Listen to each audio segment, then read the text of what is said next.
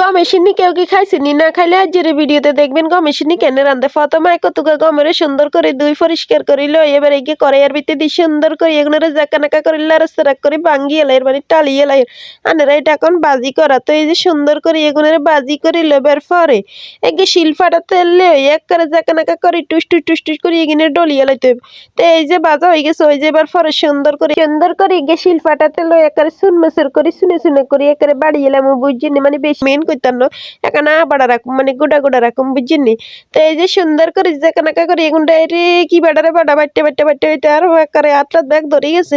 তো এই যে একগুণ বাড়ি লই লাইছি আর একগুণ বাড়া শুরু করছি, এইভাবে যা যা আছে বেগুনের জাকানাকা করে বাড়ি ছুটি লই এলাম বুঝছেন। তো এই যে আর মেশিনে খানো অবশ্যই খাই দেখবেন, অসাধারণ মজার, মানে আমি আগে একবার খাইছিলাম অনেক বছর আগে, তারপর হঠাৎ করে মনে চাইলো যে গমের সিন্নি খামু, মানে গমের পায়েস আর কি। এখন গমের সিন্নিকে এখন আমরা গ্রামের বাসাতে সিন্নি কই বুঝছেন।